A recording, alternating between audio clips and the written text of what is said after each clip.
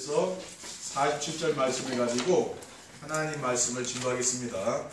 할렐루야. 주위에 계신 성도님들과 축복 인사를 나누겠습니다. 참 행복해 보이십니다. 우리의 행복을 나누며 삽시다. 오늘은 5월 둘째 주일 어버이 주일입니다. 그래서 오늘 교회에 나오시면서 부모에게 효도하라는 메시지가 나오지 않을까 이런 생각을 하신 분들도 계실 것입니다. 그런데 하나님은 오늘도 교회의 새틀이 갖추어지는 행복이라는 제목으로 행복한 삶에 대한 메시지를 주셨습니다. 왜 그렇습니까? 참된 효도는 자식들이 부모에게 행복하게 사는 모습을 보여주는 것이기 때문입니다. 디모데후서 3장 1절에서 5절에 보면은 말세에 일어날 일들에 대한 기록이 나오는데 그 중에 하나가 부모를 거역하며 감사하지 아니하며라고 했습니다. 왜 그렇습니까? 그것은 사람들이 그의 마음에 하나님을 두기를 싫어하기 때문입니다. 로마서 1장 28절에 32절에 보면은 그 증거가 나오는데요. 30절에 보면은 부모를 거역하는 자라는 말씀이 있습니다. 그래서 저는 확신이 있습니다. 우리 성도들이 강단에서 선포되는 말씀만 바르게 따라가면은 부모와 자녀의 도리를 다하고 또 성도의 사명도 말씀 안에서 다 이루어질 줄 믿습니다. 첫 번째, 행복한 삶을 위해서 갖춰지는 교회의 새틀은 무엇입니까? 지난 주간에는 나의 새틀을 갖추는 그런 행복한 삶에 대한 말씀이었고, 오늘은 또 교회의 새틀을 갖추는 그런 말씀입니다. 성도들이 혼자 있는 시간에 말씀을 붙잡고 기도가 되어지는 것입니다. 대부분의 사람들이 혼자 있는 시간에 TV 앞에서 시간을 보내고 또 스마트폰을 가지고 SNS를 하면서 또 자료를 검색하고 이렇게 시간을 보냅니다. 친구들을 만나서 수다를 떨면서 보내는 사람도 많이 있죠. 왜 그렇습니까? 기도의 비밀을 모르기 때문입니다. 일반적으로 사람들이 생각하는 기도는 문제가 터지거나 소원이 생길 때 신의 도움을 받기 위해서 간구하는 것입니다. 그러나 복음을 이해하고 혼자 있는 시간에 말씀을 붙잡고 하는 기도는 마음과 생각을 하나님께 맞추고 하나님이 주신 힘을 얻는 걸 말합니다. 그러면은 우리의 마음과 생각을 하나님께 맞춘다는 건 뭡니까? 그것은 하나님의 말씀에 맞추는 것을 말하는 겁니다. 혼자 있을 때 정세배를 드리면서 말씀 안에서 들려오는 하나님의 음성을 들으면 됩니다. 메시지를 판단하려고 우리가 듣는 게 아니죠. 그렇죠? 설교를 평가하는 게 아니고 하나님께 순종하려는 마음으로 조용한 시간에 강단 메시지를 지속해서 들어보면은 하나님의 말씀이 들린다니까요. 그러면은 내가 가지고 있는 이런 영적인 문제들이 치유가 되죠. 그러니까 인생이 행복해지는 것입니다. 히브리서 4장 16절에 그러므로 우리는 긍휼하심을 받고 때를 따라 돕는 은혜를 얻기 위하여 은혜의 보좌 앞에 담대히 나갈 것이니라고 했습니다. 그리고 받은 말씀 안에서 찾은 조건 하나 있지 않습니까? 그러면 우리가 일대지에 보면은 조건 언약이잖아요. 일대지의 말씀을 붙잡는 거죠. 그러면 어떤 응답입니까? 하나님이 나와 함께하는 임마누엘 축복을 누리게 된다고 말이에요. 그게 나고 확인이 되고요. 내가 누리게 된다고 말이죠. 근데 우리가 언약 미션 비전이 매주마다 이게 다르게 나오지 않습니까? 그렇죠? 이걸 잘 잡고 여러분들이 사시면 되는 겁니다. 그리고 받은 말씀 안에서 도전 미션을 실천하며 되어지는 전도의 축복을 드리는 겁니다. 여러분 이대지의 말씀은 우리가 신앙생활을 하면서 도전해야 될 것이거든요. 이것은 우리가 실천해야 되는 거죠. 그러면은 내 삶 속에서 하나님이 전도의 문을 여시는 거죠. 그리고 예배 후 성도들이 곳곳에 모여서 강단 메시지로 포럼을 하는 것입니다. 혼자서 기도가 되어지는 성도는 교회에서 성도들을 만나면 세상 이야기나 사람들 이야기를 하지 않습니다. 혼자서 정시예배를 드리면서 자신이 받은 응답의 말씀을 포럼하지 않습니까? 우리가 내가 받은 말씀을 또 포럼을 해봐야 이거 점검이 되는 것이지요. 예배 시간에 받은 말씀 안에서 자신이 받은 응답의 말씀을 포럼을 하는 겁니다. 그리고 예배 시간에 말씀을 들으면서 새롭게 깨닫고 결단한 것이 있을 거 아니에요. 그렇죠? 그것을 또 포럼을 하는 겁니다. 그리고 한 주간 동안 삶의 현장에서 성취된 말씀과 기도응답을 포럼하는 것입니다. 그래서 우리 교회는 우리가 이 공예배와 또 뭡니까? 지금 정시예배, 강단 말씀을 매일매일 듣는 것. 근데 그것이거든요. 결국은 공예배에 참석하시고 강단 말씀을 매일매일 계속 듣는 겁니다. 그렇게 해야만이 우리가 복음의 뿌리가 되어가는 거죠. 그렇죠?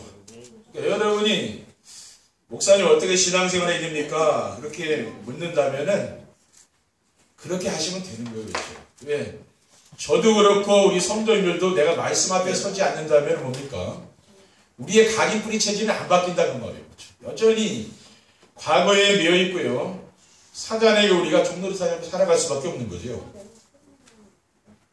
그리고 성도들이 강단 메시지를 중심으로 원리스가 되었습니다. 우리 교회는 강단 말씀을 통해 서로 지금 원리스가 딱 되어 있잖아요. 그런데 어떤 교회 가면은 교회는 큰데도 강단 말씀 중심으로 가는 게 아니고 다른 방향으로 가는 교회들도 많이 있거든요. 그러니까 교회에서 분쟁하고 싸웁니다. 그러니까 프로그램 중심으로 이제 교회가 가는 거죠. 그런 교회는 굉장히 뭡니까? 성도들이 갈팡질팡하고 우왕좌왕할 수밖에 없는 거죠. 근데 우리 교회는 뭡니까? 강단 말씀 중심으로 가잖아요. 그렇죠? 그러니까 문제가 없는 거예요. 교회 안에서. 우리가 교회가 작아서 문제가 없고 커서 문제가 없고 그런 게 아니죠. 커서 문제가 있고 작아서 문제가 없고 그게 아니라는 말이에요. 교회가 작든지 크든지 어느 교회든지 문제가 많이 있거든요. 그렇죠? 오히려 작은 교회는 더 문제가 있을 수도 있어요. 근데 우리 교회는 그런 게 없잖아요. 그렇죠? 교회가 평안하지 않습니까? 그게 왜 그렇습니까? 이렇게 전도자의 삶을 지금 5년 넘게 계속 우리 교회가 해왔거든요. 그것 때문에 그렇게 된 거예요.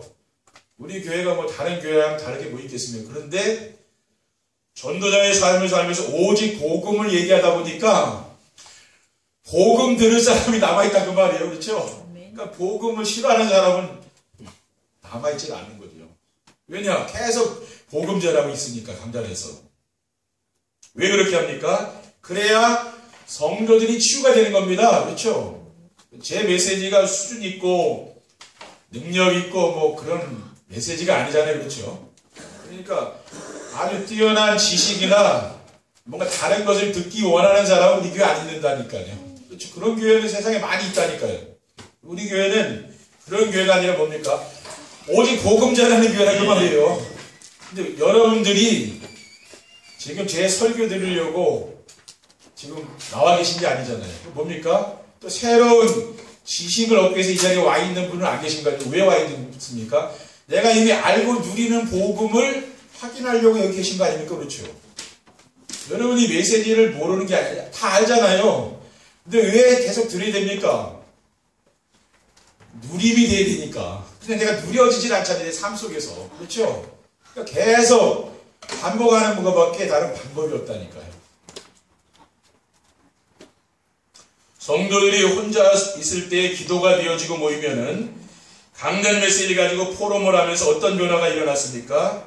제가 볼 때 우리 성도들은 자기 주장을 하는 그러한 성도들이 별로 없는 것 같아요.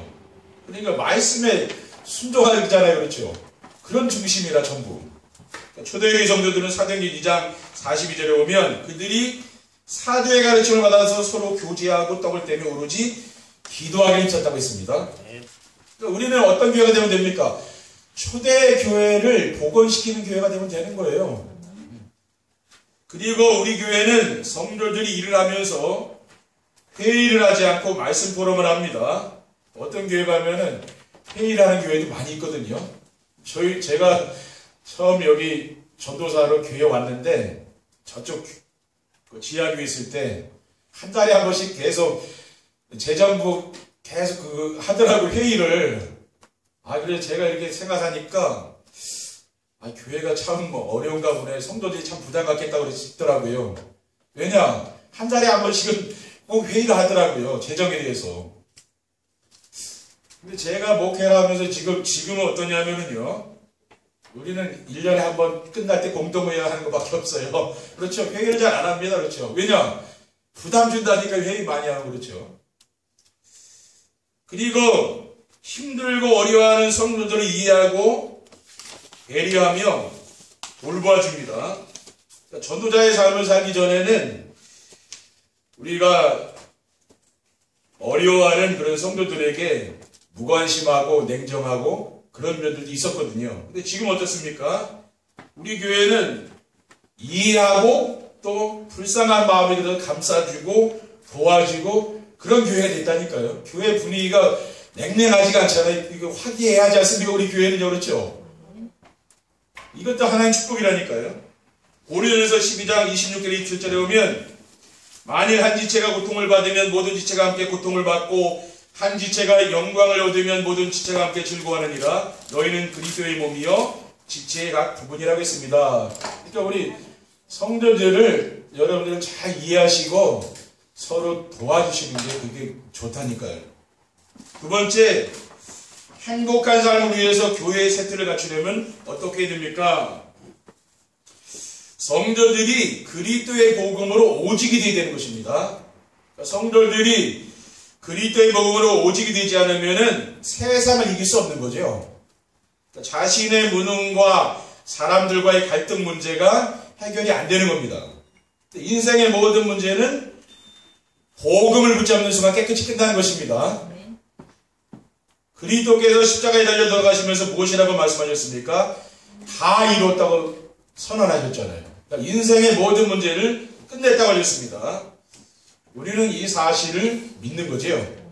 그리고 복음 안에는 인생에 필요한 지혜와 지식과 모든 보화가 다 있습니다. 골로새 2장 3절이죠. 그 안에는 지혜와 지식의 모든 보화가 감춰져 있다고 했어요. 그리고 복음을 붙잡으면은 하나님이 함께 하시며 인도해 주시고 보호해 주시는 거죠. 그러니까 여러분이 그리스도를 굳게 붙잡으면 됩니다. 그러면 하나님이 함께 하신다니까요. 시편 23편 1절 2절에 보면 여호와는 나의 목자시니 내게 부족함이 없으리로다. 그가 나를 푸른 풀밭에 누이시며 쉴 만한 물가 인도하시는도라고 했습니다. 4절에 내가 사망의 음침한 골짜기로 다닐지라도 해를 두려워하지 않을 것은 주께서 나와 함께 하심이라. 주의 지팡이의 막대기가 나를 안위하시나이다 라고 했습니다.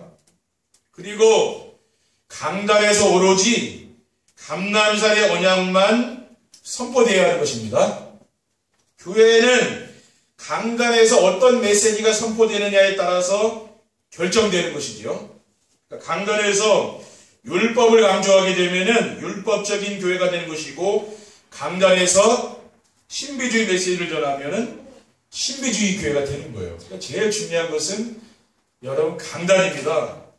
그래서 교회는 목사님이 어떤 신앙관을 가지고 목회를 하느냐가 제일 중요한 거죠. 우리는 뭡니까? 우리 성도님들은 그 말씀에 결국 은혜 받고 사는 거 아닙니까? 강단에서 감람산의 언약만 선포되어야 하는 이유는 우리가 개인이 가지고 있는 모든 문제는 그리스도가 오직이 되어야 끝나는 거예요. 그렇죠? 우리에게 있는 그 문제가 뭡니까? 하나님이 원하는 그리스도가 오직이 되라 그 말입니다. 그렇죠? 다른 게 아니에요. 여러분이 죄를 많이 짓고 내가 허물이 많고 잘못이 많아서 그런 게 아니에요. 그리스도가 오직이 되라 그 말이에요. 왜냐하면은 그리스도는 완전한 분이시기 때문에 그리스도 한 분으로 충분하고 그리스도로 만족하고 그리스도로 행복한 삶을 살아야 되는 것입니다. 이것은 이론이 아니라니까요. 실제라니까요. 저도 이 복음을 알고 누려 행복한 것이지 다른 것으로 행복한 게 아닙니다. 그렇죠? 누가복음 4장 18절에 19절에는 주의 성령이 내게 임하셨으니 이는 가난한 자에게 복음을 전하게 하시려고 내게 기름을 부으시고 나를 보내사 포로된 자에게는 자유를 준다 했어요. 눈먼 자에게는 다시 보게 함을 전파하며 영적인 눈이 얻은 사람에게는 영안이 열리는 거죠. 또 눌린 자가 있지 않습니까? 세상살이에 눌려있는 자, 사람에게 눌려있는 자에게는 자유를 주는 게 그게 복음이라고 말해요. 그리고 모든 현장에 하나님의 나라가 이루어져야 되기 때문입니다. 마태복음 12장 28절에 보면 그러나 내가 하나님의 성령을 힘입어 귀신을 쫓아내는 것이면 하나님의 나라가 이미 너에게 임하였다 그랬어요. 그리고 하나님의 나라는 성령의 능력으로 더러운 귀신이 떠나가는 것이라고 했습니다. 모든 불신앙, 염려근심, 걱정 이게 사라지는 거죠. 그리고 세상이 줄 수 없는 평안과 기쁨과 감사와 찬양이 나오는 거죠. 그러니까 여러분이 늘 어떤 일을 만나든지 늘 감사하면 되는 거예요. 그렇죠? 여러분의 입술에서 늘 감사가 나와야 됩니다. 그래서 식사를 뭡니까? 맛있게 하고 나서 또 그냥 먹은 걸로 끝내지 말고 감사합니다 이렇게 하라니까. 그렇죠? 그게 얼마나 좋습니까? 그게 세상을 사는데 굉장히 그게 좋은 거거든요. 우리가 작은 것에도 누군가에게 도움을 받았으면은 감사의 표현할 줄 알아야 되잖아요. 우리가 뭡니까? 하나님 아버지 앞에서 뭡니까? 늘 감사하며 사는 것입니다. 이게 주님이 우리에게 원하시는 삶이죠. 그리고 오직 성령 충만으로만 세상을 이길 수 있기 때문입니다. 요한복음 14장 27절에는 평안을 너에게 끼치는 이고 나의 평안을 너에게 주노라. 내가 너에게 주는 것은 세상이 주는 것과 같이 아니하니라. 너희는 마음에 근심하지도 말고 두려워하지도 말라 그랬어요. 주님이 주시는 평안함이 있으니까 그게 다른 거지요.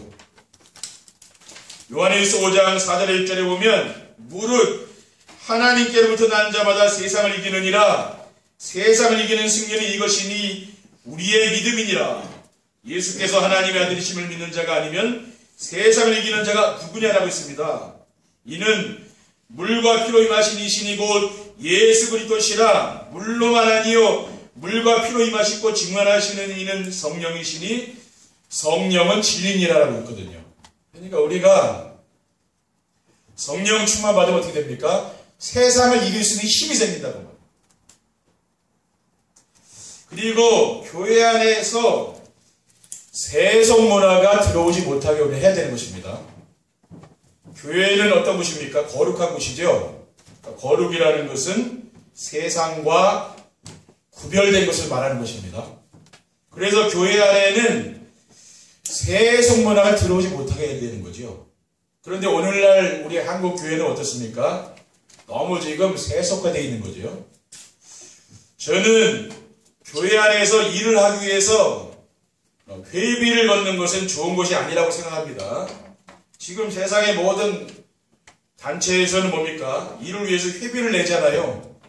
근데 교회는 회비를 내지 않고 일을 하는 게 그게 아름다운 것이라고 생각이 됩니다. 그리고 교회의 모든 일은 회의를 해서 해야 된다는 것도 좋은 것은 아니죠.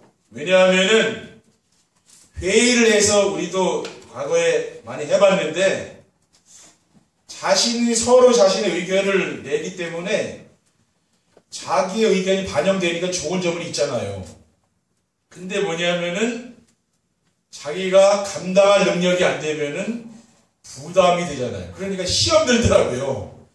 우리도 회의를 이렇게 해봤는데 다 의견이 좋고 사람들 의견이 다양하지 않습니까? 그런데 뭘 하자고 하니까 그 시험 드는 거예요. 왜?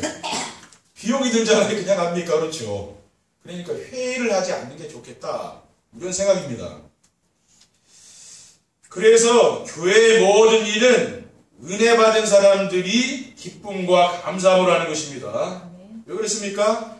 여러분이 강단 말씀에 은혜 받는 사람이 이 교회를 위해 헌신하시고 하면은 아무 문제가 안 돼요. 근데 내가 지금 은혜 못 받는데 헌신을 하라 그래서 억지로 하게 되면 어떻게 됩니까? 그게 문제가 된다 그 말이에요. 왜? 뒤에서 불평불만하게 되잖아요. 그게 문제예요. 그러니까 저는 교회에서 많은 일을 하라고 그렇게 얘기하지 않습니다. 일을 줄여라. 왜냐? 우리가 하나님 일을 하면서 불평불만이 나오면 되겠습니까? 그건 안 되는 거 아니에요. 그렇죠? 주님께 영광도 안 되고. 그러니까 우리가 은혜 받은 분들이 이렇게 교회에 헌신하시면 돼요. 우리 안수 집사님이 저기 지난 주간에 이게 다 세면을 뒤에 공고리 치셨거든요. 제가 하라 쓰는 것도 아니에요. 하지 말라 했는데도 하시더라고요. 그러니까 여러분들도 이렇게 소리 소문 없이 그냥 은혜를 그냥 하시면 된다니까. 그렇죠?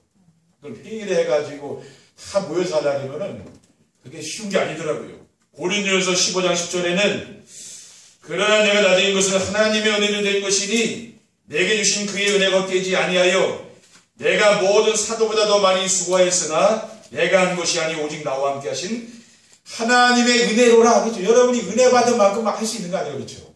그러니까 은혜 안 받는 데는 하지 말라는 거예요. 세 번째 결론입니다. 행복한 삶을 위해서 교회의 세트를 갖추게 되면 어떻게 됩니까? 성도들이 교회 일 때문에 갈등을 하거나 시험에 들지 않습니다. 성도들이 교회에서 일 중심이 되게 되면 이게 갈등이 되고 시험이 되는 거거든요. 그런데 강단 말씀이 중심이 되면은요, 갈등이나 시험에 안 된다고. 왜? 은혜를 받으니까 그게 다른 거예요. 그러니까 교회는 이 은혜 받은 사람들이 많이 일어나면 그 교회 붕되는 거라니까요. 근데 그분들이 자발적으로 헌신하게 돼 있어요. 그리고 성도들이 교회에 와서 힘을 얻고 치유가 되어집니다. 교회는 세상을 살면서 지치고 병든 사람들이 와서 힘을 얻고 치유가 되어야 하는 것이지요. 그래서 저는 성도님들이 말씀으로 힘을 얻고 치유가 되면은 전도도 되고 헌신도 한다고 믿고 있습니다. 근데 지금 전도에 관심이 없거나 헌신하지 않는 성도들은 아직 치유가 필요하기 때문에 아직 기다리고 있는 거죠. 그렇죠? 그러니까 교회는 말하자면은 종합병원과 같은 곳이거든요. 많은 성도들이 와가지고 치유받고 또 행복한 인생을 살기 위해서 있는 곳이 바로 교회입니다. 그러니까 우리는 뭡니까? 우리 성도들을 기다려주라고 말이죠. 그렇죠? 왜 직장 같은 데는 우리가 월급 받고 다니는 거니까 우리가 마음대로 사랑을 부리지만은요, 교회는 그게 아니죠. 오히려 와서 헌금하시고 헌신하시고 오는 데가 교회거든요. 그거 다르다 그 말이에요. 직장하고 교회는 다른 거예요. 그리고 교회가 세상을 살리는 소금과 빛이 됩니다. 우리 교회가 지금처럼 성도들이 혼자서 기도가 되어지고 교회에서 성도들이 세상 이야기나 사람 이야기하지 않고 오직 강단 말씀 가지고 서로 포럼하며 강단 중심으로 원네스가 되면은 하나님께서 반드시 우리 교회를 실추된 교회의 의상을 회복하고 하나님의 영광을 드높이는 교회로 쓰실 줄 믿습니다. 그래서 우리 교회는 어떤 교회냐?